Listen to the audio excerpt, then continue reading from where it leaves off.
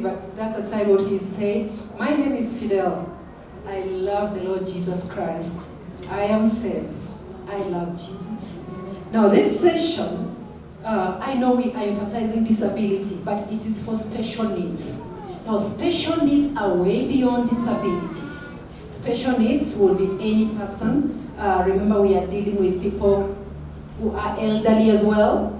It doesn't mean they have a disability, but they are in a bracket where they need some support. Special needs could be anything. You are incarcerated. You are in church.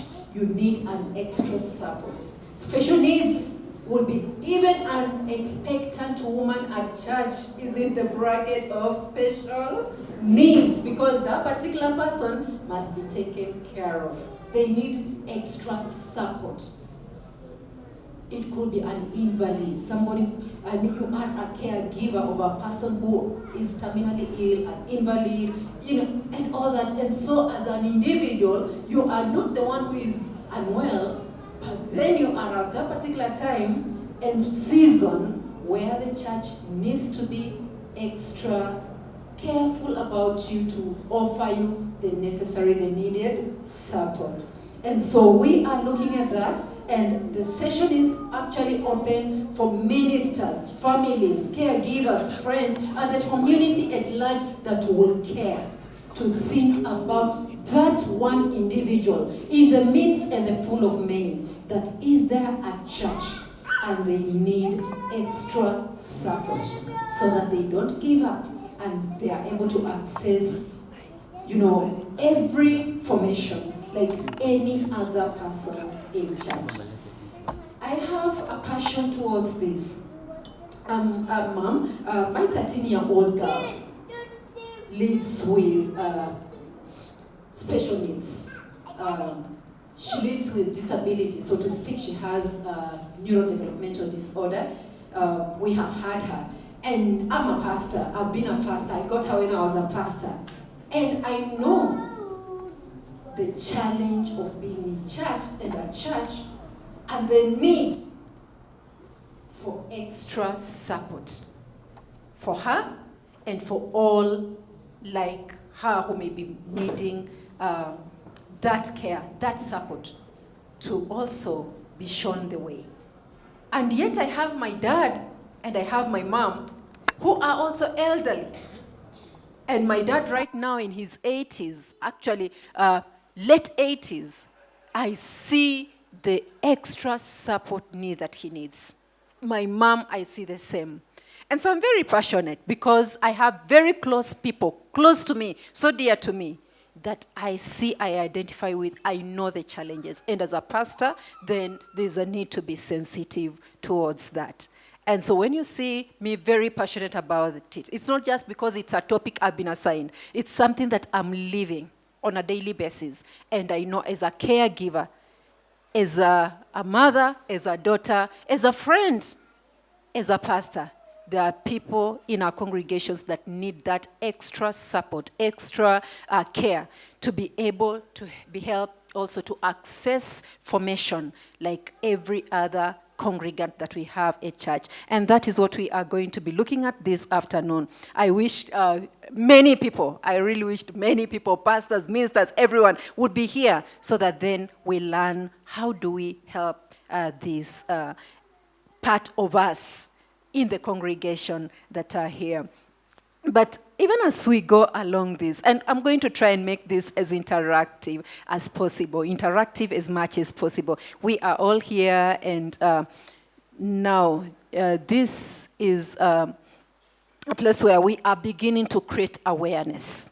Just creating awareness, sensitizing people, letting the community, the church, the world, the society know that, hey, everybody is here. We are all included. We are part of God's kingdom. When God says and gives the Great Commission and says, go ye into the whole world and make disciples, he meant every person. Whether I have 3 limbs and not 4 limbs, I am part of God's agenda. Whether I use my hands to be able to communicate. I'm part of God's agenda. Whether I cannot be able to speak and verbalize my, whatever it is that I'm thinking about, I'm not able to express myself, I'm part of God's agenda. Whether I'm not able to see the world in the way you see it, I'm part of God's agenda. And there is a hunger, a quest within me that God wants to fill, because there's a void within me that only God can fill that void. And you and I and every other person around us needs to help me. Whether I am unwell, whether I am in prison, God is still God. Amen? Amen. Now, for this particular one, I know it's not going to be favorable to our friends who have sight impairment. Kindly bear with us in the house. But when you see the ones who are able to use our eyes this afternoon and see the screen, just look at that screen and that picture. When you see that, what comes to your mind first? What do you think? And this, I'll just open it up for the people that are able to see the screen. What do you think? What comes to your mind when you see that? Any volunteer?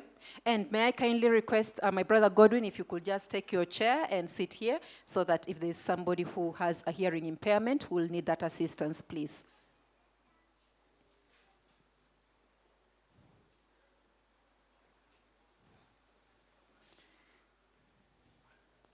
Anyone who wants to volunteer what you see and what comes to your mind? Thank you, my sister.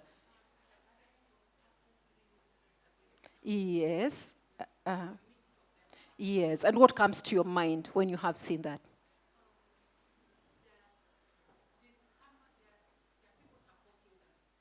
Mm-hmm. Yes, says they can see a number of people who have disabilities. You can see that disabilities are varied. When we talk about disability, when we talk about special needs, when we talk about support needs, they are very varied. We would have others that are actually walking. You can see that man, he's walking, he has, that's a walking stick. It could just be an elderly person. Do we ever think about the elderly in our churches? They are there. Do we have them at church? And if they are not there, where are they? Where are they? And why are they at home? Are they not supposed to be at church? Are they not supposed to be in church? Are they not supposed to come? If they are not there, where are they? Do we want to say that in our society, all the elderly have been eradicated and they're not there? No, they are there. If they are not in our churches, because something is amiss somewhere. There is a gap that we are losing. What about those ones on wheelchairs? Do we have them in our churches? Do we see them? If we don't see them, do we want to say that in our society we only have spots here and there of persons on wheelchairs? Why are not there? Why are they not there? Where are they if they're not at church? Where do they go? At home. Why are they at home? They are God's people, created in God's image, with a heart, with a hunger, with a spiritual quest like every other person.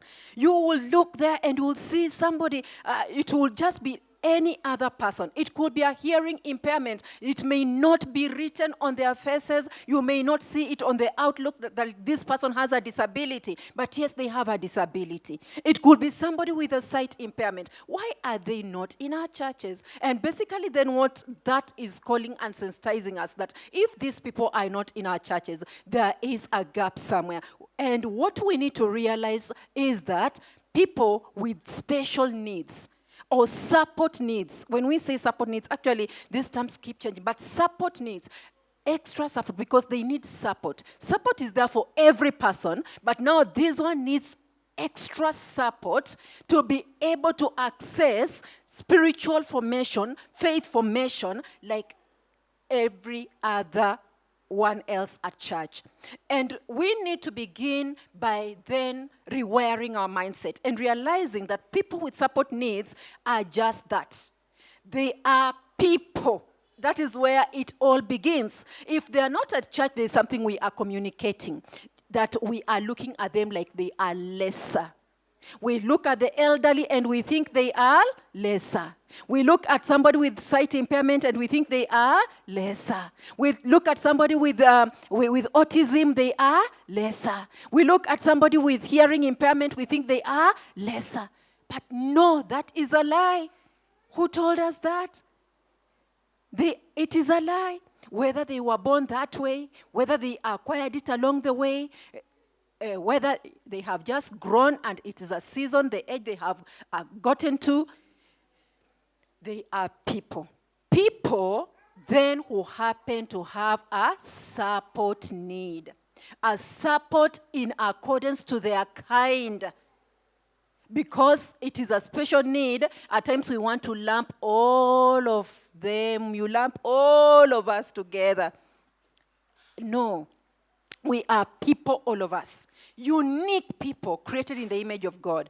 But then after that, there is a need I have as an individual. I have a need to be supported as a person with autism. My brother here has a need to be supported as a person with sight impairment. My dad here has a need to be supported as a person who is elderly and in that category. So we need different support needs. And I said if we have somebody who is expectant, an expectant woman needs to be supported as a person who is expectant. And if we have somebody who is an invalid, they need support in that such category. And now you see that's the reason why we need to sensitize. Sensitize all the ministry workers, sensitize the families, sensitize the entire congregation, the policymakers and everyone to know that we have people with support needs. We all have support needs, but there are others that we need extra support for them to access the spiritual formation like every other person. Persons with special needs are persons first, people who happen to have support need. That is where it all begins. That is all that we need to rewire our mindset and know that. Know that a special or a support need is any condition of the body or mind that makes it more difficult for the person with the condition. Number one, to do certain activities. Yes, certain activities, maybe because of an ailment. There are certain activities a person is not able to do. Activity limitation. There are certain activities when we are talking about maybe we are going to be going hiking and all that. What about my brother, my sister who is on a wheelchair? Have we thought about that? And what mechanisms are we doing and modifications are we putting in place to ensure that even them, when others are going hiking, they are not left behind and that activity is done and gone and it has passed and it will never come again. And the next thing we'll be talking about will be a different thing altogether. And again, that is limiting and all that.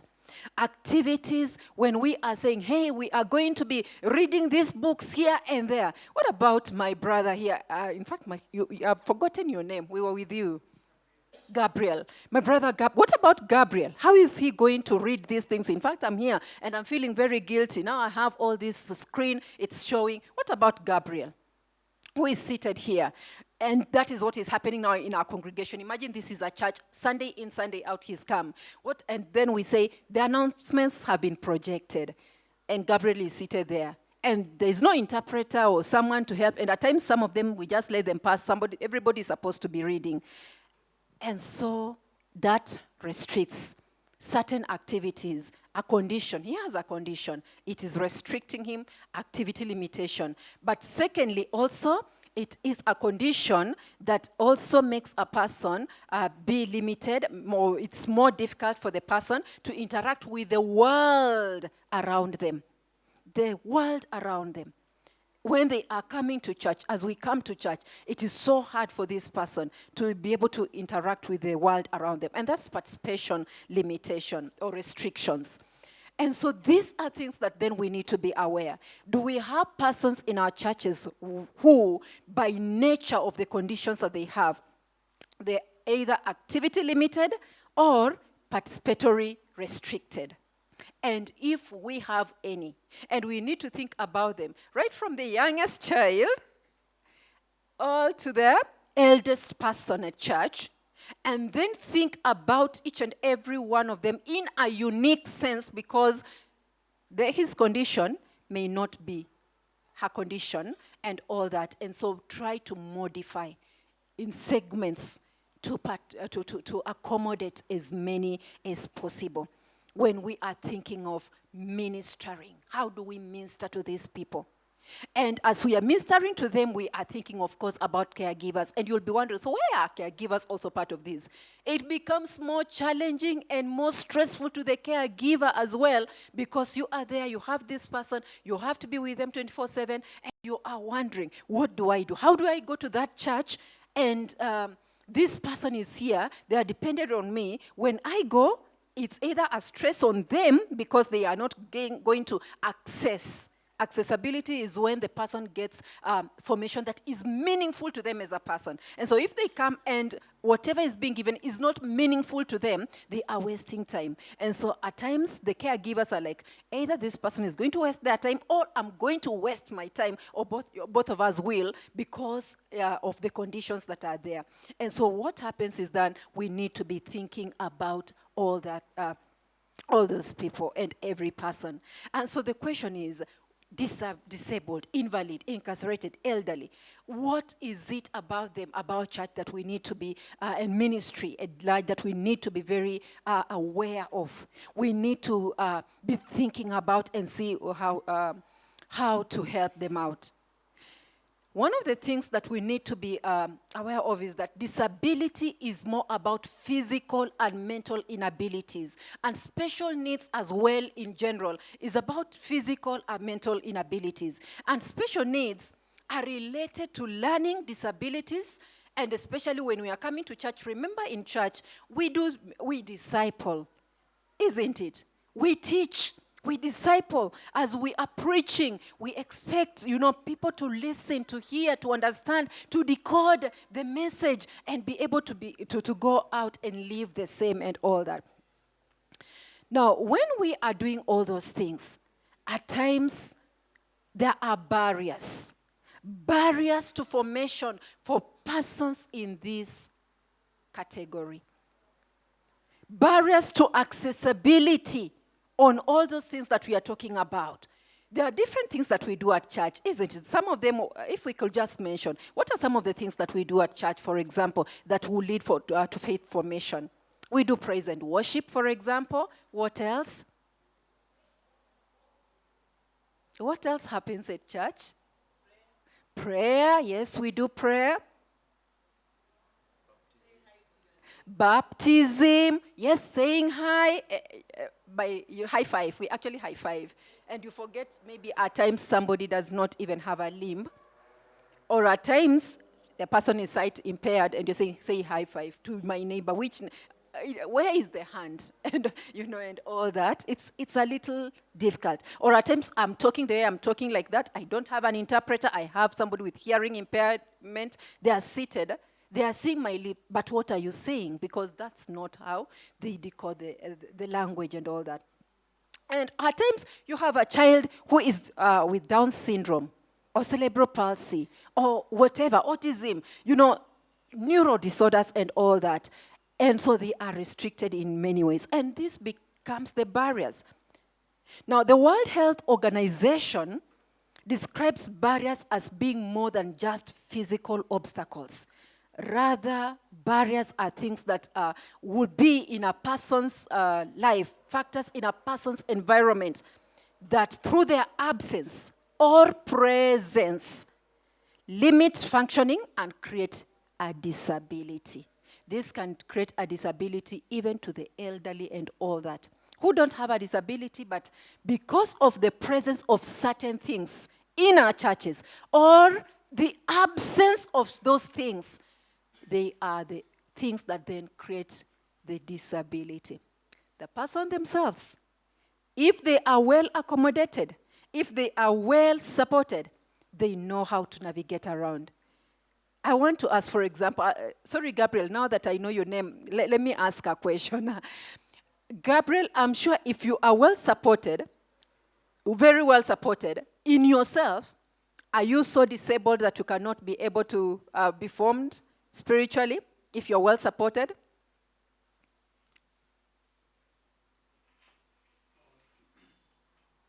Thank you very much, our speaker. I'm glad to say, to have a word here, say as a support person. If you are supported, you can do miracles or marvelous, like other people who can see or who are able to maybe. What I cannot do, maybe driving car, I cannot drive a car, but I can do something else. Whatever people do, I can do. Thank you. If he's Supported, he'll read the Bible. He just need a braille or any other or an audio Bible and all that. If every other person is supported in any way, in their way that is in accordance to their need, they will be able to access that formation.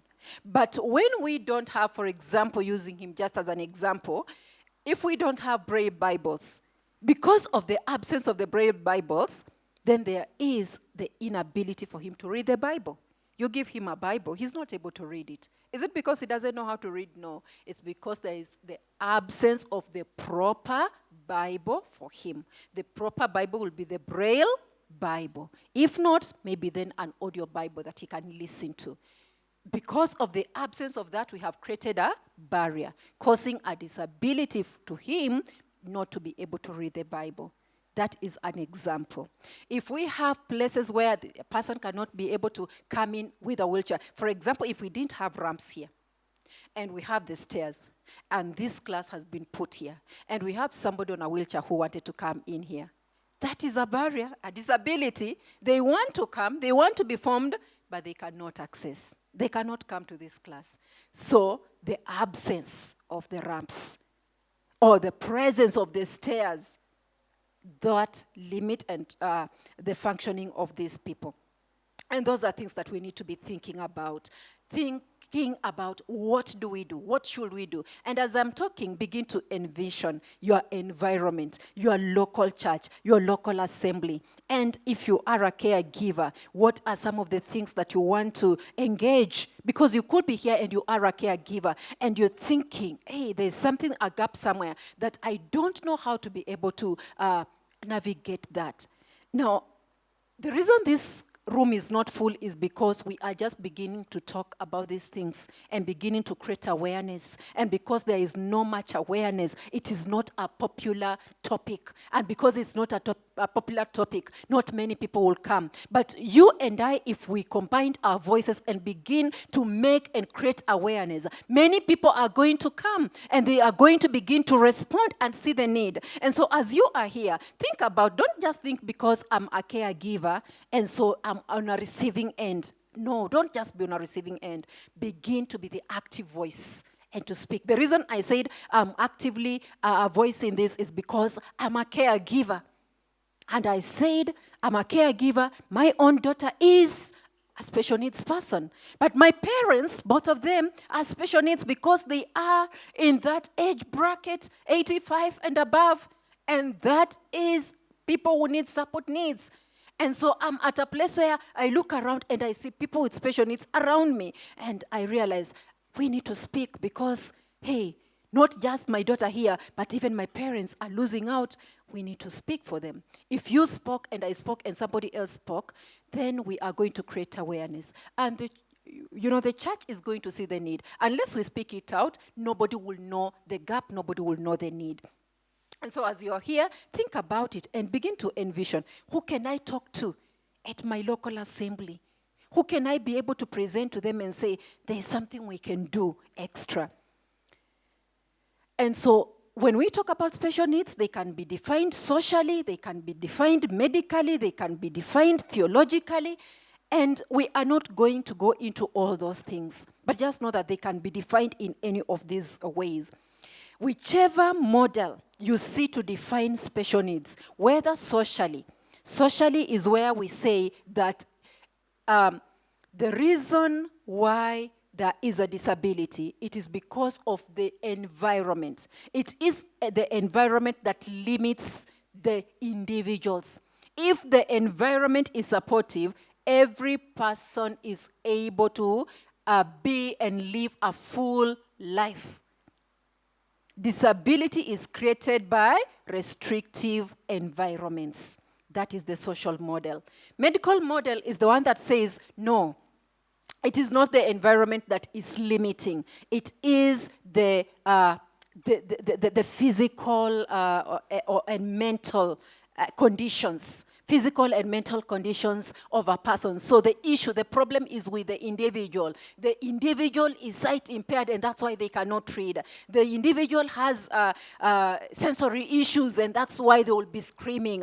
The individual has hearing impairment, and that's why they cannot hear. So it is the person that is disabled. It's not the environment that is disabling them.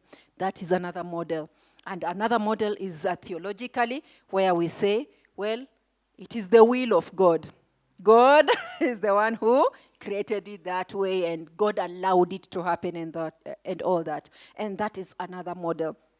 But what we are saying is that, leaving those models aside, whatever model you use to define the special needs or disability, the underlying factor and fact is that the person experiences to some degree the limitation that can hinder engagement in activities to some varied extent. That person, whoever they are, if they are expectant, pregnant women, they're having problems, they're having somebody who has maybe a back issue and all that, they are coming to church, somebody who has maybe just medical issues and the loud music and all that at church is an issue, somebody who is on a wheelchair and all that, so whichever condition it is, we are saying that they are experiencing some hindrances to the engagement to full participation. And some of those physical barriers, just to just to highlight them as we go along, some of them will be like a physical environment that is not accessible. And this will be things that where they live at home, definitely they have tried to work around that and be able to access the environments and all that. But when they come to church, they find that it is limiting. The environment is limiting. It is not accessible. They want to come in, and we have made stairs. Even the church office, the pastor's office, there are stairs. The pastor is up there. And so this person comes and they're wondering, so I don't have a pastor. I'm not welcomed in my pastor's office. I can only wait for the pastor when he's passing by there, and I try to do this. I can never book an appointment to go and also be with my pastor in the office, be ministered to, and just spend time with my pastor. And in a subtle way, they will never come out and say, Pastor, you already communicated I'm not welcomed into your office. You already communicated I'm not welcome. You don't minister to people like myself. They will just keep off, and they will be there, and eventually they will stop coming to church altogether. In very subtle ways, we communicated, and they got the point, but we didn't. And at times, they discuss at home with their caregivers. Their caregivers also get discouraged, and they sit at home. We normally say one person with special needs has around 60 people around them. These 60 people, you have an opportunity either to draw them close to church, depending on how you treat this one person, individual, their family member with disability, or to also draw all of them away from church. And so they all keep off because they are all thinking about this person and how they are treated and all that. And so if we become sensitive to this, we'll realize that there's a lot we do. Think about this. They have come in and all that, and there's a counseling session. And we forget about the fact that even then they have issues. At times they want to have counseling. And where are counseling offices? Upstairs, way up there. So who counsels a person who is depressed and they are on a wheelchair? Where do they go? The counseling room is up there. Do they come and then somebody carries them up, or what happens? So they are not able to come for counseling. They will be depressed with their issue alone. They don't know who to talk to, because at church we have already said it is inaccessible to your kind. Or any other thing. Who told us they are not also gifted? They cannot be part of the choir practice. So they are gifted, they want to sing and praise the Lord. But where is the choir practice room? Upstairs or down the pavement with what happens? So they realize, I cannot enroll in that ministry. And that's the end of it all. They come to our Sunday schools. What happens? There are desks all over. Everybody should be able to write.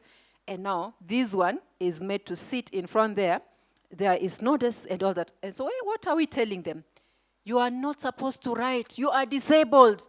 So you with your disability, who expects you to write? Don't write. And that's why we are not going to give you a proper facility that can help you to be able to write. And so they just sit in. Every other child is supposed to take notes and go read home. You will do your assignments with your parents. This one with disability, where do you write? We don't expect you to go back home and carry out this assignment with your parents. You are disabled. You sit there. And so, with time, they realize, I'm just a number. And so, they lose interest in spiritual formation.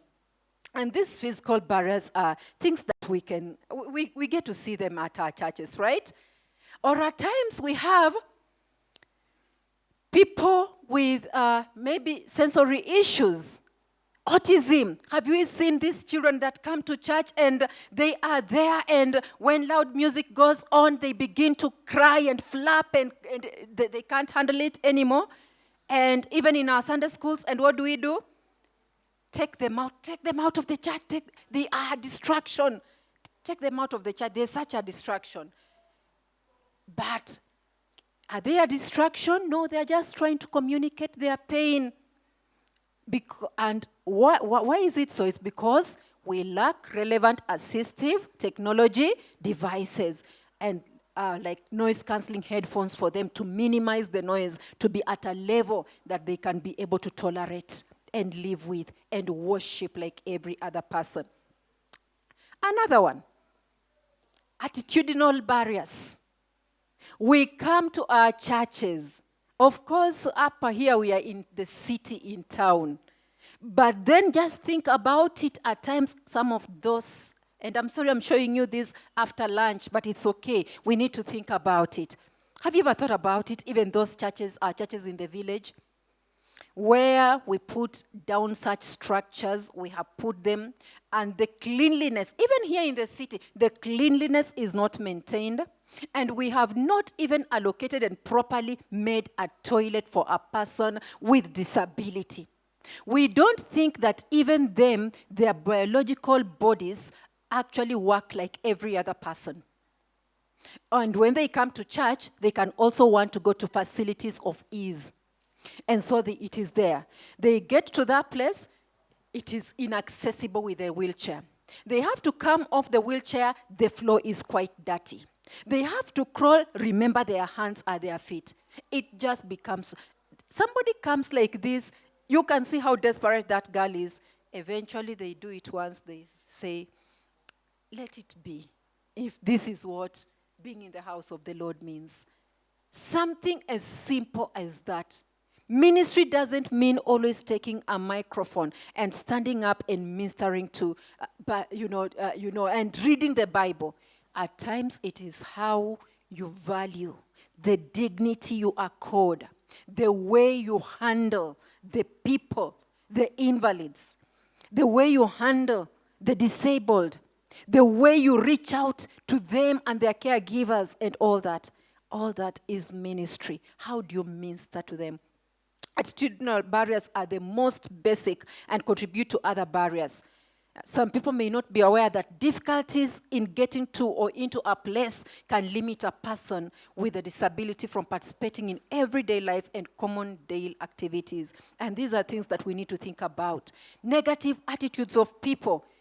You look at a person who is disabled and you're thinking that you will be young forever. You will not be young forever. Life catches up with you so fast, so fast. I keep on telling people that just the other day I was in my 20s. Just the other day. In fact, I look at her like, really? When did 20s just pass me by? How? Just the other day. I was in my 30s. Just the other day. Then I look at it, I'm like, 40? How? When? 40, how? How have I gotten to this? Life just passes by very fast, very fast. So when you look at them and you're thinking, you're in the gym ministry, you're elderly, what will you tell me? Me, I'm young, I'm going for the young people. And those things at times they break because you might be doing that and you're doing that to a person who is elderly, maybe who is struggling with an ailment or who is struggling all alone and all that. And when they are coming to church, they're trying to get that fellowship, that warmth, because they live alone and it's very lonely out there all alone. Then they come to church and all they find, at times they thought they will find a young person who will embrace them and who will just, so that they feel, my daughter, my son, once more. And the daughter, the son go like, talk to the hand. And the person feels, really, you feel dejected. Some of them have lost all their children. All the children are gone. And when they are reaching out and embracing and saying, my daughter, and it's the pain, you remind them, they begin to feel, I only wish my daughter was alive. I only wish my son was alive. I only wish my grandchildren. And at times, we are not aware that they are even there in the congregation. At times, we want to tell people, do this and do that and jump here and there. We are forgetting that they are frail in their bodies and they cannot continue doing those things that we want. And because they cannot do this and that and that and this, we now shelve them like they are useless. They are not useless. They are not useless. If they are not there, the church will lack the voice of wisdom. We need them there. What about those ones actually, when we are talking and making decisions, we are like, a person who has a disability wants to speak, and you're like, we don't want your opinion. When we need it, we'll let you know. And we don't say it in those words, but we say them in very subtle ways, in the decisions we make, in the things we do. And so we end up stereotyping people and stigmatizing, prejudicing, and discriminating. And this all is not good. At times, services and systems and policies that are either non-existent or that hinder the involvement of all people with a health condition in all areas of our lives. In our churches, do we have policies that actually embrace persons with special needs? And remember, special needs, we say that it's varied. Anyone in a church that has policies that are actually clearly stated policies that you know, a policy that is clearly stated and written down, reaching out, persons with disabilities, and it's well implemented? Anyone, just show me, and if not in your church, but maybe a church that you know within Kenya. Anyone? I'd love to know that church and go and learn from it. Anyone? None of us knows any church with clearly stipulated policies, written, implemented, on reaching out, embracing persons, and ministering to persons with disabilities. And that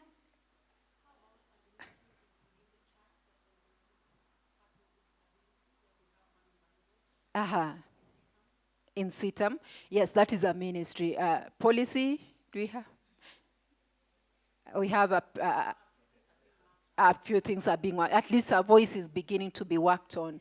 At least something is beginning to come up Yes, and we are still you are still calling us challengers. We are not challenged. How are we challenged? Please give us a good name. How are we challenged? I'm not challenged. I have a disability, but it doesn't mean I'm challenged in any way. Just embrace me and give me accessibility, and I'm okay to run like any other person. So I'm not challenged. So I just need or at times, just allow me to be the one to give you the name or that I want to be called. Don't give me a name. So, and then that works. But anyway, but at least what I'm saying is we are appreciating that. We are somewhere. We are beginning somewhere. And it's a very good thing that we are somewhere, at least beginning somewhere. The voice is beginning to be heard, but we need to go a step further. And we keep on building onto that and realizing that special needs is not about disability alone. Special needs is varied. Varied. Special needs is wide. What about the incarcerated? What about special needs is and we just need to find out how do we support different people among us, different aspects of people among us to help them. Access. The main thing is do what? Access faith formation that is meaningful for their spiritual growth and walk with the Lord Jesus Christ. Because at the end of it all, that is what matters. When we are done with this life on earth, where are we going to? Where are our souls going to? That person with disability, that person with Down syndrome, that person that we think that they are cognitively impaired, do they have a soul? Yes, they have a soul. When they die, have they been given a different name apart from the name of the Lord Jesus Christ to access heaven? No. Did Jesus say that because they have a disability or a cognitive impairment, they have a free access to heaven? Yes. So that's why we then need to find out, this person is a soul. This person is expected to go to heaven. This person is expected to know the Lord Jesus Christ to access heaven. How do we work with them to ensure that they are getting that awareness in a meaningful way to them to be able to access heaven? And so I would say that is something to think about, isn't it? It's not an easy one, but something to think about, because you forget about them, that is a soul that is getting lost, and getting lost while seated in church, and not because they chose, but because nobody reached out and thought about their faith formation. At times it will be, that is what I'm saying, communication barriers can be there. If you have the one on the head, that one is the ones who have cognitive impairments, because they decode messages differently the way other people decode them. Some will communicate through their hands and all that. So we need to, how do we communicate with these people? How do we come up with policies that embrace people? How do we create social, socialization, fellowships that embrace every other person? Because social barriers are also there. Have you ever thought about all those fellowships we talk about at church and all that? Social barriers are related to conditions in which people are born, grow, live, learn, work, walk, and all that. Or determinants of health that contribute to decreased functioning among people with special needs. When we come up with different aspects, different fellowship groups and all that, and different activities, at times some of them are limiting to certain people. And if we are not deliberate, we miss them through the year. We plan the year round and we go and we miss them out completely. And so we are thinking and we get excited. This year we did this and we did that and we did this. But we forget that not everyone was reached. For example, one that we normally do and we do very well, we plan children ministry activities, and we'll have vacation Bible schools, and they come in thousands, and will be, they came 3,000.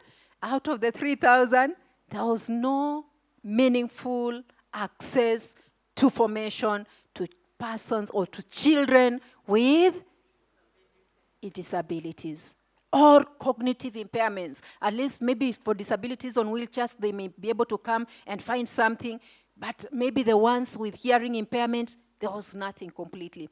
The ones with cognitive impairments, nothing completely. And so they are missed out. Are they not part of our Sunday schools? They are. They are there. But when we have planned, we miss them out. And we'll have so many other things across board, and we forget about them. And all these things are barriers. So if that is done, so what do persons with special needs and their caregivers and families do in such a situation? We find that because of this happening, many may keep at home and never visit church because they will not be accommodated. Because of the barriers, many keep off. They stay at home because they know they will not be accommodated. And then what are the effects on these families? What are the effects? The effects that they may be averse or afraid to come to church. They become averse to church. And so you find a parent that is so close and you're thinking, I want to penetrate, and you're saying, they are so guarded. But because they came once and twice and they realized it was inaccessible, or the attitudes and all those things communicated differently. And so they decide to be averse and close up and keep off and hide their children and never talk and never speak and say, I have a child with disability, there's this condition, there's that condition. And so they just go into a cocoon and try to create a world around them that is a world that is not also accessible by you, because you also made it, your world, inaccessible to them. And such families will tend to resist or reject the church's efforts to minister to their needs because they feel that the church has no space for their loved ones. So that's why I was saying every person with disability has almost 60 members around them. And so all these 60 members, in a way, close up. Close up because they are thinking you are not accommodating their loved one. And therefore the family keeps off church. And so you find it difficult to penetrate, and you're wondering why. But it's because of all those conditions around you that they have seen and they don't know how to tell you. And so rather than coming to tell you and you feel like they feel like you'll judge them more, they also close up. And so one question that again I'll ask, does your church have a special needs ministry? Special needs, not just challengers. Special needs are many people, and they are all varied. Are we concerned? Are we at a place where we are concerned? Valley Road is one, but we have also people, maybe, do we have anyone who is not a Sitamite in this room this afternoon? Yes, we have a few. Thank you. Thank you for coming. Yes. And so not just for Sitamites.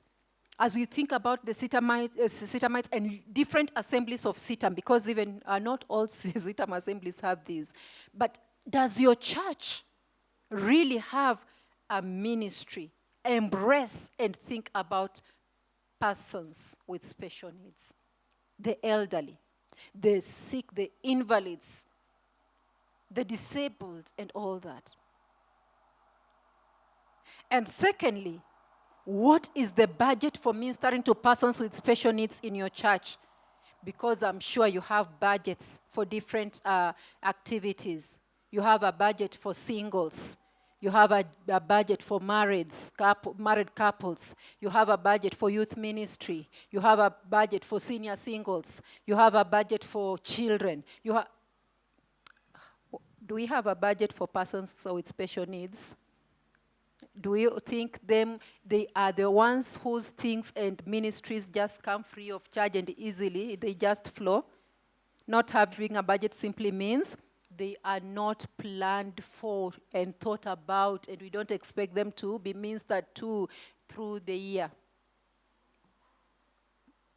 So they are just, it is a non-issue. And it's not part, you are not part of our agenda.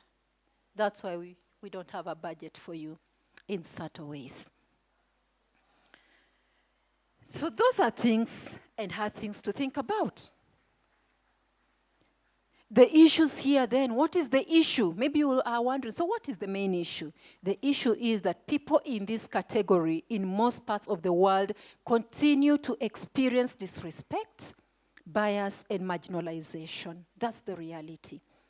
And as a result, the person feels that they are disempowered. Even in the body of Christ, they are disempowered, they are vulnerable, they are abused, even while at church. Why? Who can tell me why? Anyone who thinks why this would be so?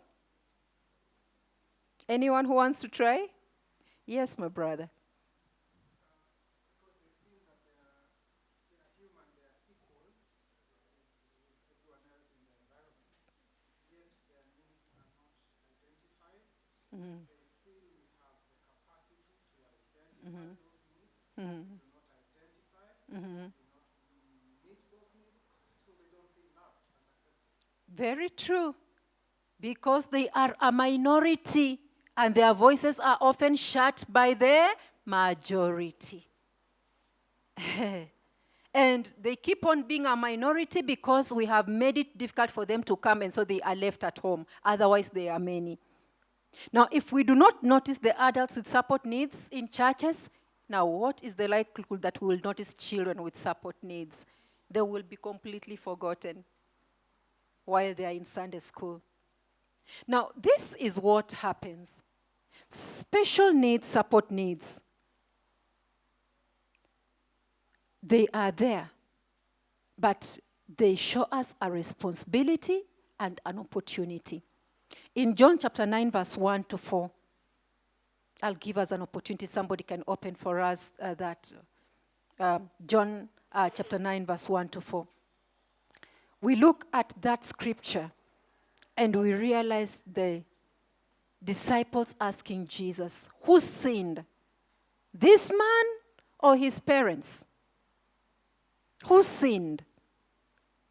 And I want to ask us, apart from these two pastors, I think I have seen another pastor behind there, Pastor Laz.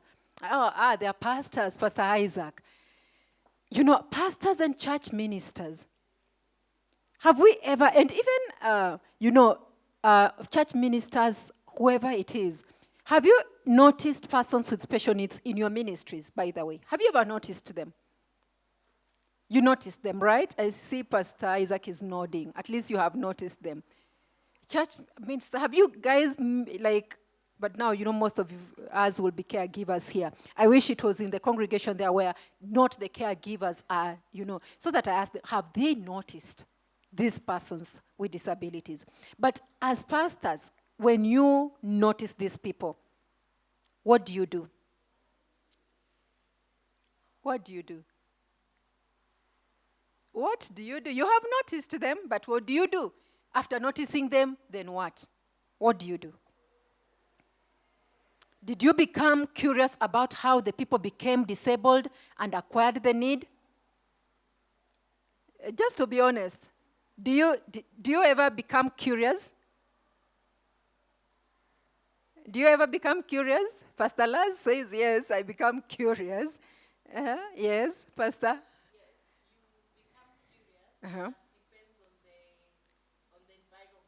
That, at times it is not easy to ask someone, how did you get this? But you are curious within you. Yes, curiosity is there, but you again have to tread very carefully when you're getting to engage with someone.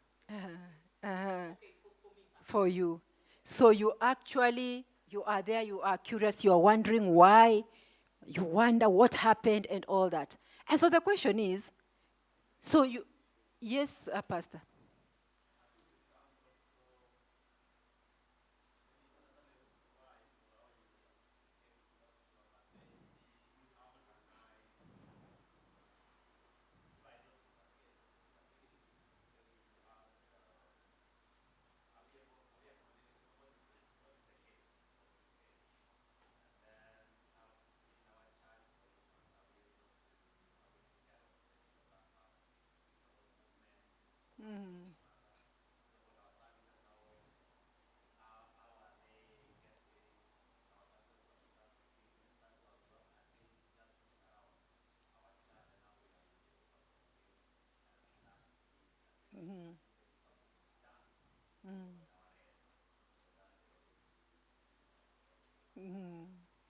Thank you, Pastor. Just saying that he becomes very curious, but in the process, he's wondering, what can I do? What else should be done in our environment to make it accessible to this person? And that's a very good thing.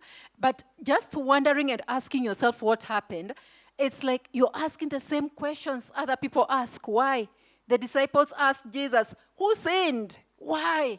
What happened and all that. So even as a pastor, as a church minister, you also join the bandwagon and you also begin asking, why, what happened, so what, and all that.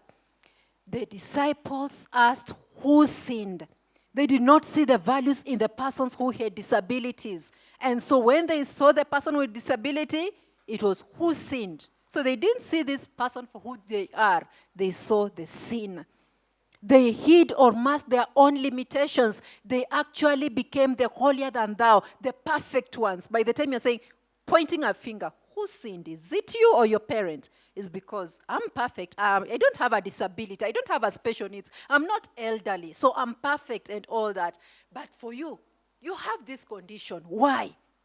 What sin did you perform to be able to get that? What did your parents do to get that? Asking those questions. And so you mask your own. You forget to think about, am I perfect? Am I okay?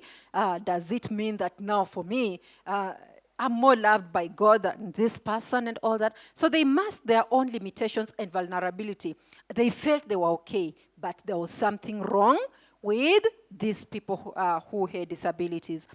But as a gospel minister, who views a person with support needs as a tragedy or unfortunate occurrence, you will not be able to pay full attention to that person. And that's why I want to call us on ministers, HODs, ministry workers, pastors and all that. If you look at a person with special needs as it's an unfortunate occurrence, you are unwell, it's an unfortunate occurrence. You are elderly, it's an unfortunate occurrence. You will not be able to pay special attention to the formation of the person. You will not be able to see how to help this person because you will ask who sinned instead of loving the person.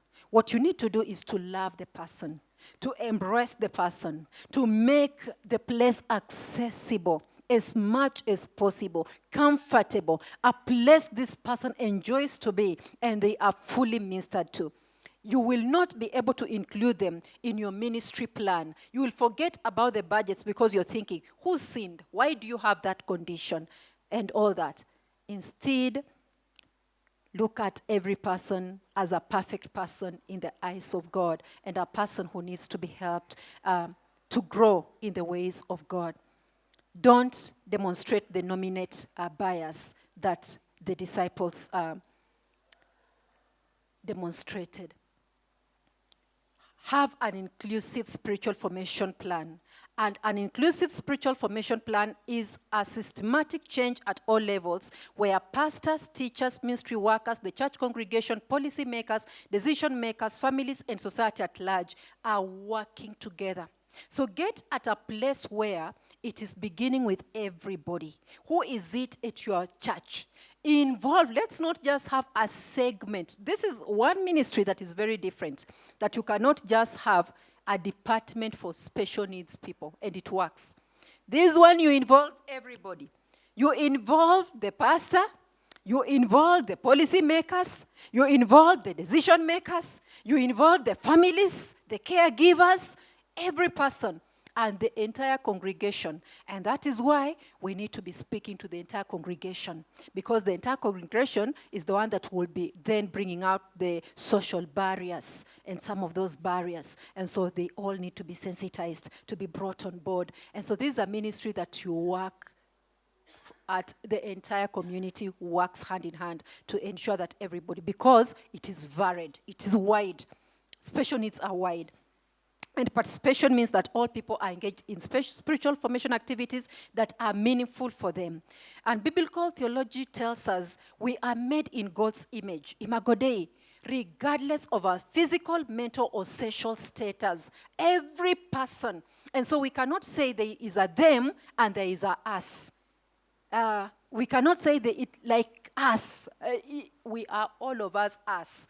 We are all made in the image of God. So as Christians then, how should we be able to respond? We need to understand that God loves every person regardless. God cares about every person regardless. And so what is the image of God? Is it physical appearance? When we talk about Imago Dei, is it the physical appearance? Is it the spiritual appearance? Is it a soul? Which part of us is the same image as God? And that's when we come to ask ourselves that, we realize that it's hard to define and say who is disabled and who is not disabled and who is more, more accessible to God than the other. We are all created in the image of God, all of us needing God, all of us children of God. Imagine if you had a disability. Would you say, I am the image of God? Or would you say, now I have a disability, I'm not an image of God? So in view of a person with a support need as a perfect example of God's image, then our ministry to the person's families will be beautiful, thus reaching to the individual with the support needs directly when we view all of us as people created in the image of God. And therefore our responsibility then, we are called to John chapter 9, verse 1 to 5. The scripture says that as they passed by, they saw a man blind from birth. And his disciples asked him, Rabbi, who sinned, this man or his parents, that he was born blind? And Jesus answered, it was not that this man sinned or his parents, but that the works of God might be displayed in him. We must work the works of him who sent me while it is day. Night is coming when no one can ask or can work. As long as I am in the world, I am the light of the world. We must work. We should not ask who sinned. And that then gives us a responsibility as church ministers, as church workers, as ministry workers, and as families and caregivers, policymakers, and all that. Jesus calls us to carry out an inclusive ministry. Gender, race, ethnicity, poverty, and ability, inclusive ministry. Not to be able to discriminate against anyone. Who is Jesus referring to when he said, we must work? He said we. Who is he referring to? All of us, even the persons with special needs, they must work. They are part of God's plan. Do we ever remember to include them in our various ministries, departments? No, we don't think so. We don't think they can serve. Because they have a disability, we think they cannot praise and worship. They cannot usher. They cannot sing and dance. They cannot, be in men's fellowship. They cannot. No, they can. In one way or another. And what is the task assigned? Remember the Great Commission? Yes, persons with special needs part also to carry out the Great Commission. Are they to carry out the Great Commission? Yes. Are we expected also to go out and evangelize? Yes.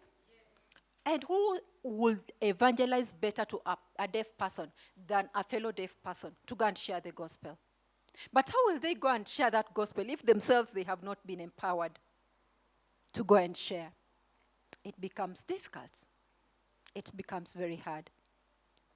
Who has sent us? It is the Lord Jesus Christ. It's not the pastor. And therefore, as a pastor, as a minister, as a church worker, you realize that the same God who sent you, who called you, is the same God who sends and calls even that person with a special need. Whether they are elderly, whether they are unwell. I've seen people, you got even to see them, they are unwell, they are there, they are an invalid, and you're thinking you have gone there to empathize with them, and they begin to be the ones who are so strengthened, and they are ministering to you their faith. They're telling you, even though my body has wasted away, but my faith. What are they doing? They are ministering. And when is the assignment due? Going back, when is the assignment due? When it is still day. Do we know when the night is coming? None of us knows. Let's give also persons with special needs opportunity while it is this day. And so what is the task? As we think about it, what is the task? The task is about the Lord Jesus Christ. Persons with special needs have a similar hunger for worship, for growth, for direction, and support as all other people. And it is our responsibility to ensure that we reach out to them with these things, to ensure that nobody comes to our churches, nobody comes to our assemblies, and they go without gaining that formation that is meaningful to their spiritual growth. They have the same longing for community. When we are having fellowships, instructions, service, worship, we need to be also mindful about those who are differently abled, those who are having other support needs, so that then we support them as needed. And so as a minister, you are obligated to help them meet that hunger and longing by loving them. You need to welcome them. You need to serve them as Jesus would. And as we do that, then what we can do, as we are doing that, we can be able to satisfy their spiritual and physical needs. And by discipling them, what are we doing? We'll be helping them discover and use their spiritual gifts in ministering to others, because they are essentially ministers. Ministry is for all of us. Open relationships with persons who have special needs in church settings speaks loudly, very loudly. How we actually relate to them speaks very loudly. An inclusive church serves as a model to the community, to the entire community around, and in itself is evangelizing and drawing the community around to the church, drawing the families and the friends of these people to the church. An inclusive ministry helps to remove barriers and lead to change, in cultural understanding of disability and other special needs that are there. And an inclusive church community recognizes that differences in ability are natural. They are very natural. Yes, they are very natural. They have been there since years past, since the days of the Bible. Think of Mephibosheth in the Bible. They have been there. And that we are all interdependent. We are all interdependent. Even us who don't have disabilities, we are still dependent in a way to persons with disabilities. And so this ministry then offers us a possibility. There are possibilities. Persons with special needs offers us a possibility. What possibilities do you see in people with special needs at your church? I would have given us opportunity to just think and be able to talk about and say these are the opportunities. And, there are many of them that we can think about. Opportunities to love, opportunities to care, opportunities to just embrace and spread God's word and God's love. And then see lives being transformed, lives being changed. And that is what God will have us do, what God would want us to do, what God expects of us. The persons of God, as we see in John 9:3, this purpose was set before the person was born. And so the purpose is so that God may be glorified. It was set before the person was born, giving us a possibility to experience that power of God. An open invitation for you to sing and experiencing God at personal level as you see God in the life of this individual with special needs. Showing you how God uses disability to dramatically remind us that God's ways are not our ways. God is not what we expect him to be. And also, disabled children will teach you, or disabled people or special needs people will show you about peace and joy that flows from open dependence on God. So there is a lot more that we can think about. A special needs person will make you get redeemed eyes to see beyond the physical. We don't always have to see things in the physical. A special needs person will make you discern the humanity and dignity of a person with special needs. And a special needs person will make you recognize your own vulnerability, weakness, and limitations, and realize that you can be a candidate to this at any given time.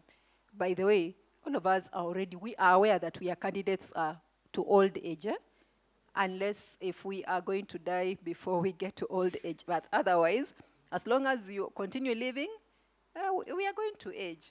And so we are headed there. So that is one thing. But then about disability, some of them are from birth, but some of them you acquire along the way as you go on. And so it's good for us to know our vulnerabilities. So begin to look for the possibilities by integrating caregivers and families of persons with special needs into your ministry. Then you will know what God is doing. And if you're already a person with disability here and you're the one with special needs, identify a person you can talk to and tell them, this is what is needed. Just also sensitize them. Let them know that this is what is needed. And then you will know what God is doing. Allow the persons with special needs to say a memory verse. It will awaken your spirit. Because at times we think because they have a disability, they don't even know anything about God. Allow them to speak the Bible, to minister, to even preach. Do not leave anyone out. And so just as I conclude, I want to give us few practical ways, very few practical ways to make ministry to people with special needs friendly at your assemblies. Yes, and they can be writing. Yes, I'm actually almost finishing, so you can just give out question cards and so that we interact together. One of the ways to be able to make disability or special needs ministry at your church more friendly is to ask yourself relevant questions. You need to ask yourself relevant questions. Instead of asking those questions that will make you fear and create fear, ask yourself relevant questions. Number one, ask yourself, do the special needs families and individuals in our church feel welcomed and supported? Just begin there. Ask yourself, do they feel welcomed and supported? Now, this is the most important place to start. Your church assembly already has persons with disabilities. Believe you me, people with special needs. So ask if they feel supported. Just ask them. Just ask them. Don't just imagine, and don't just assume that because you have maybe a challenges ministry, they are already supported. Just ask them themselves, persons, different categories, because now we have known that there are different categories. Ask them, do you feel supported and welcomed in our church? That is one question. And that is the best beginning place. Then ask again another question. Does our website, and that is to sensitize us if we don't have a website, that we need a website when we talk about ministry to persons with special needs. Ask yourself, does our website tell the story of how our church welcomes and supports the persons with special needs? Actually, these are people who really need that technology. A number of them need to be at a place where they are able to use this technology. We'll be thinking, website, how will they access it and all that? Yes, even through their caregivers, we need accessible websites for them. Some of them that are able, when they click on it, it talks and tells them. And they are able to hear, this is what you're saying. Some of them, they are able to see the pictures and decode and all that. So does our website tell of our story of how we welcome and support persons with special needs in our church? In this age of digital media, your church's online presence is your first chance to make a healthy impression and draw families and persons with special needs, various categories. And information about special needs support for families and individuals should be so easy to find on your website. If it's difficult, then it's hard for these people. Let it be so easy for them to access. Thirdly, ask yourself the third question. What are the physical access barriers at our church campus? Begin to think about the physical access barriers that are there. And when we become familiar with a place, that is something we need to realize, is that at times we become blind because we adapt to it. And so we won't be able to see those barriers that are limiting. So we stop seeing the physical barriers because we've adjusted to them. And so because it is not our need. So recognizing that can be very difficult. Why am I saying this? I'm saying this so that then you know that for you to be able to recognize the physical access barriers, you need to invite someone who is unfamiliar with your church. And hopefully somebody who has mobility issues. Get somebody who is unfamiliar with your church and who has mobility issues. Invite them and take a tour of the facility. Just take a tour of the facility. And while you describe how your congregation uses this space, he might observe that he loves to sing, and but the choir room is actually down a flight of stairs, or probably up. It's not down in the basement, it's up. A circumstance that excludes this person from participating. They might be able to observe that, they wanted to use the bathroom, the washroom. You don't have a bathroom that they can even be able to turn around with a wheelchair. And even if they turned around, maybe the bathroom does not have the handles to help them be able to use the facility. So just all those things. They might observe that, yes, you are there and you don't have many things that, maybe it can be loud and sensory issues and all that. You don't have a sensory room, for example, and maybe they have maybe autism and the like. And in the face of these potential challenges also, keep in mind that you can often overcome physical barriers with creative thinking and open-mindedness, and so that you can get to know. So they might observe that they are elderly and they're not able to access and all that. And so what you need to do is think about maybe if building an elevator or a ramp to make the basement fully accessible is not practical, perhaps the choir could relocate to a different space on the ground where they can be able to accommodate all the people.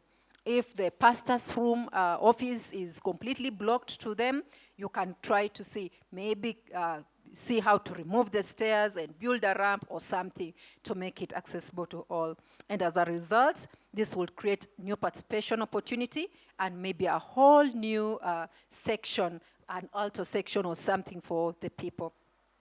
And then also ask yourself, is there a quiet place where people with sensory difficulties can participate in worship? Because they love worship. By the way, let me tell you, children, for example, with neurodevelopmental disorders, love music. Worship is such a calming thing. And I say this out of experience. My daughter loves worship so much. And she's nonverbal. And so ask me, how does she love music and she's nonverbal? It's very easy for the people in the choir to say, you don't talk. So move her and shove her aside. And yet within her, she has a worshiping heart, a worshiping spirit. And many of them have come to realize, children with Down syndrome love worship and prayer so much. And so it's just for us to be sensitive to that. And so is there a quiet place where people with sensory difficulties can participate in worship? Just the same way you need a nursing mother's room, a prayer room, you also need a sensory room or a quiet room where they can just go and close in and still worship God and have, minimized sounds and all that. Ask another question. Should we have a sign language interpreter? Do we have people who have a hearing impairment coming?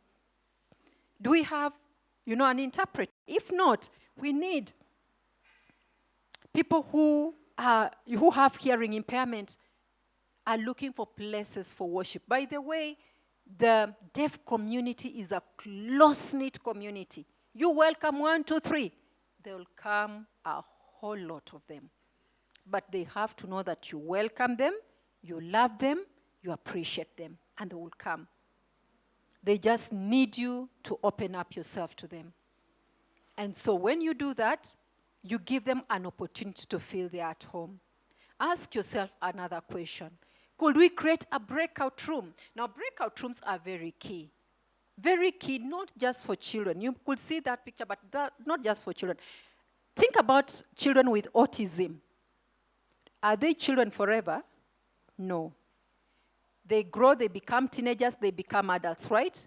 Where do they go after they have become teenagers? Why? How is it that we see quite a number of children with autism in our churches, and when they become teenagers, they fizzle out and we don't see them anymore. And then we hardly see an adult with autism in our assemblies. What happened? Did they die? No. They just stopped coming to church because it became difficult for them to handle the situation as adults around us. One of the things is that they have sensory overloads. And with sensory overloads, that's why when it's too loud and all that, they will want to scream. As a child, they can easily scream. When they become adults and you are seated and all of a sudden this pastor here screams, you will all be like, And so they stop coming because how do they handle? But they can be able to sense that it's coming, the overload is coming. So it's not that it's just something that happens and all of a sudden they begin to scream. No. Maybe if they are screaming as a child is because they don't know how to handle. But as they are growing up and they are taught how to handle it, they are aware the overload is coming. If we had a sensory room, they are able to walk out and they are shown. They walk out, they go into that sensory room, they close themselves behind. It is well insulated, soundproof. They will scream in there and release the tension and be okay and calm themselves down and walk out quietly and come and sit down, and you will never notice anything, and sit and continue with the service. But we don't have that. So what will the brother do? What will the sister do? They remain at home. Can we create such? And this person is able to also worship, get that formation. Otherwise, we are locking them out, and eventually they become persons with autisms who are faithless or if they have faith, they try to say, I live my life with God alone. But we know as a Christian, you don't have to be a lone ranger. So can we make it accessible for them to also just come and be with us? Could we sometimes offer a sensory-friendly service?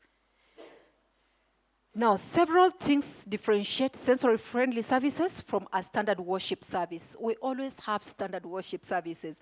No, I could be asking too much, but it's not too much. The music is basically unplugged. Just unplug the music. No electric guitars, no electric bass, no drum sets, typically one singer with an acoustic guitar.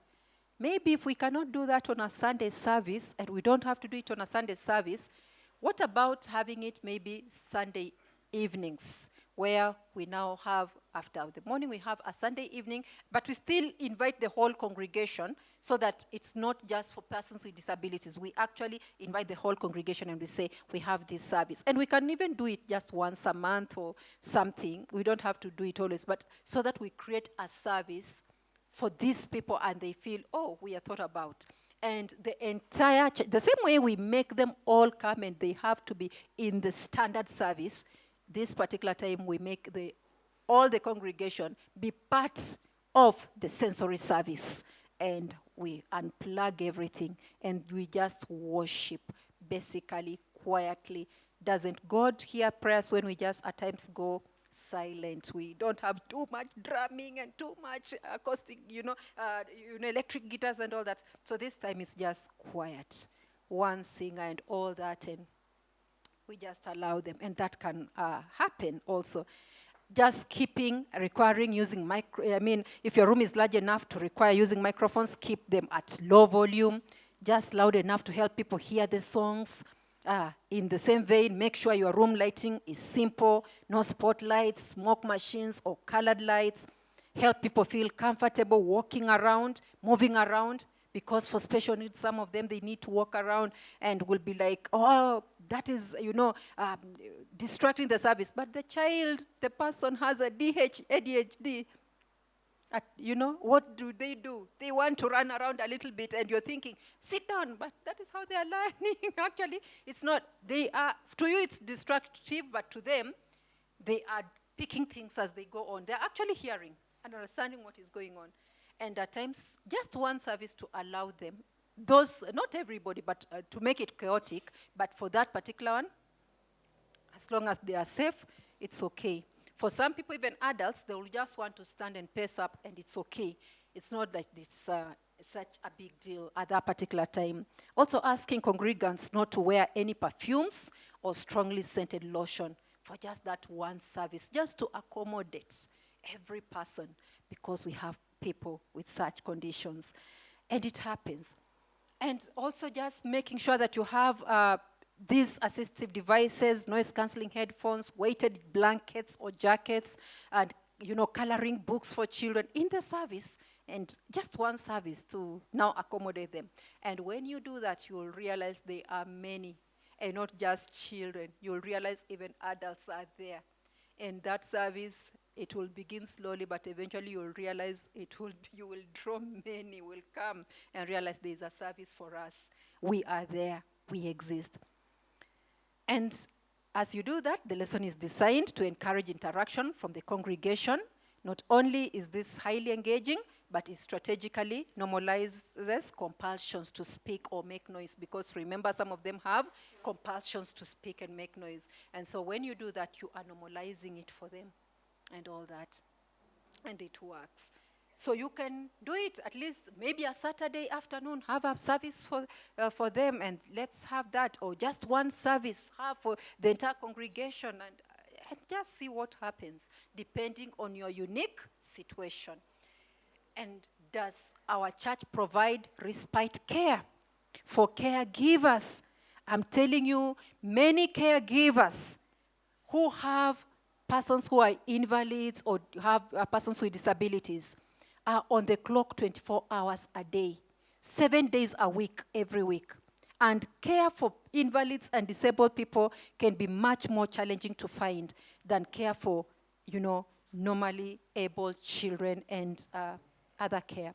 So many parents of special needs and caregivers of people in this category, they have given up vacations, date nights, free time, so that they can care for their loved ones.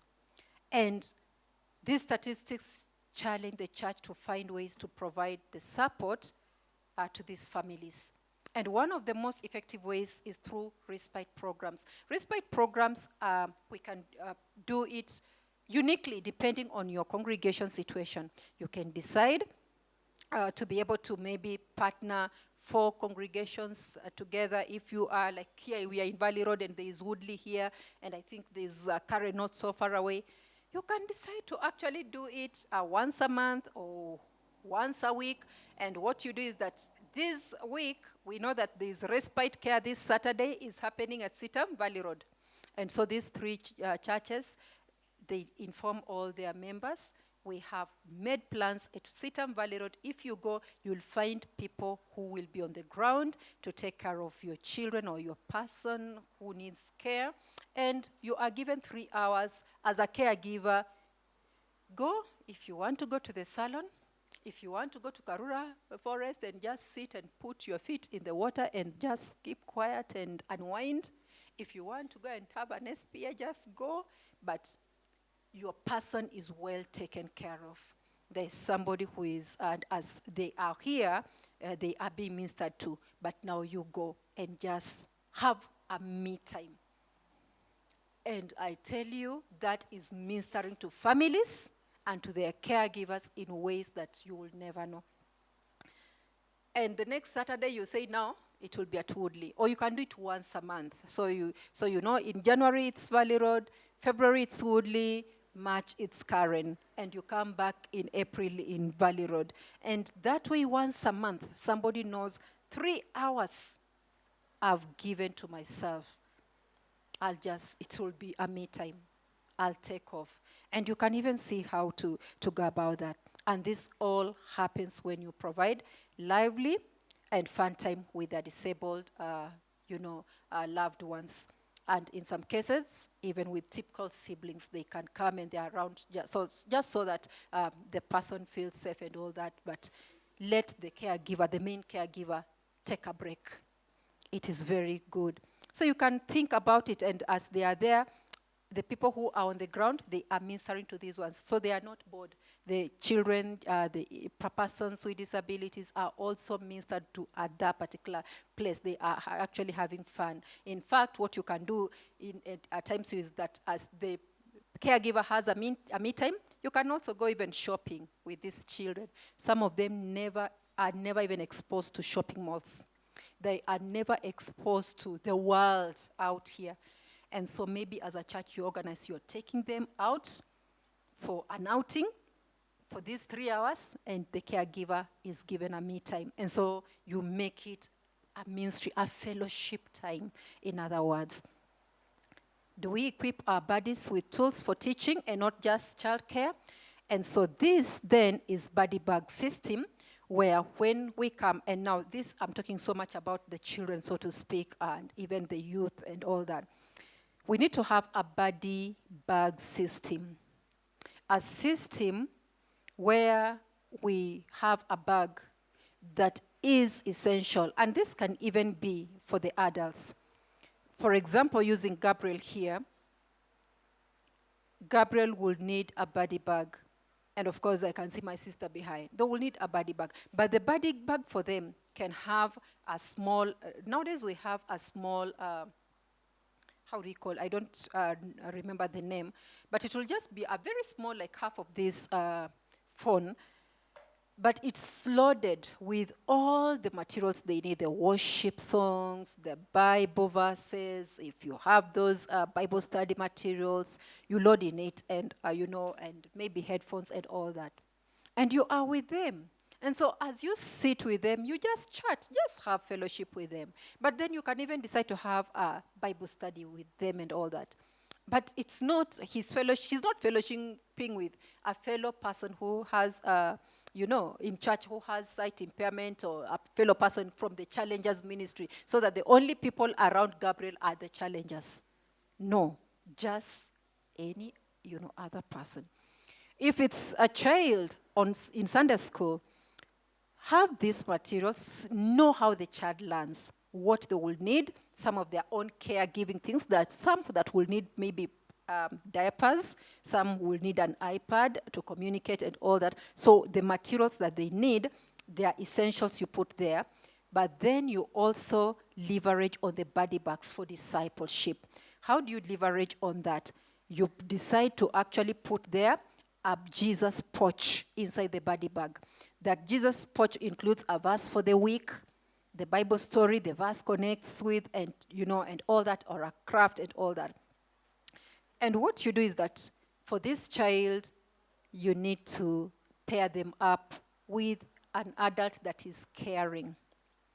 But don't change every Sunday. You need to identify one per child and let that be the buddy for this child. But you have to vet very carefully, because this is a person with special needs.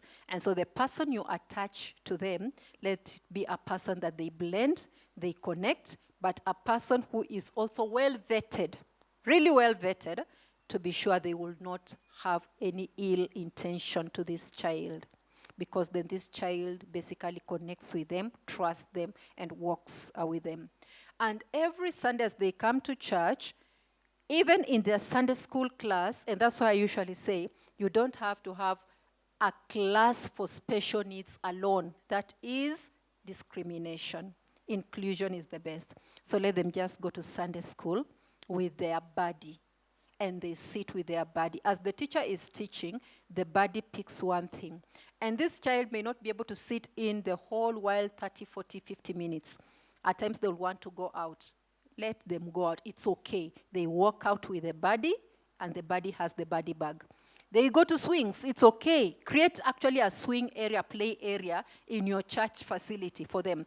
Let them go to swings. As they are in the swings, you can see like there, they are in a room. This child is playing, but as they are playing and doing that, the music could be singing in the background. Jesus loves the little children, all the children of the world, and it is It is leaving an impression on the brain, on the mind of the child. And the body can be able to be speaking the word, for God so loved the world. John 3:16 says, God loves you. And they continue to play. They're playing, but you keep on repeating same. You go to the swings. As you're swinging, you are telling the child the same thing over and over, and it sticks. And the next week, a different verse, just like that, slowly. So they learn differently, and so you just get to know how does the person learn, and then encourage them that way. And lastly, are we asking how, or are we asking can? Are we asking what does this really mean? When you ask how questions, you invite problem solving. So you ask, how can we find buddies in our church? So you begin to ask yourself, for our Sunday school, how can we find buddies? For my case, right now at our church, we don't have the buddy system. And so my family is the buddy for my daughter. But if we have a buddy system, it works the best. We just need to have a buddy system. If you have a buddy system, if you don't have it, you can introduce it and try it out and see how it works. But every child, they have their own buddy. And so you don't keep changing buddies over and over, because these children create trust and they don't work with changes very well. When they have gotten used to somebody and then you change, you disorient them. They usually want to just flow as it is. So you keep it that way. And, find how can we find buddies? You will begin to think and you will find a solution. If you say, can we find buddies? No, we can't. It ends there. When you ask, how can we do respite care? You will actually begin to work on it. But if you say, can we do respite care? No. It ends and fails there. How well can we equip this breakout room with a budget of 20,000, a sensory room? You begin to think creatively how to do it. Can we have, a breakout room? No. So, a how question is open-ended and implies you strive toward a goal. And that is basically what we need. How can we begin to embrace the elderly and make it more meaningful for them?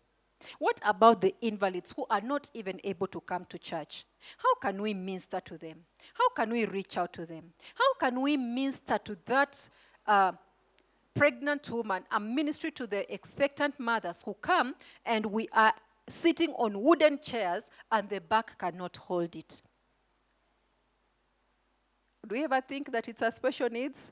No.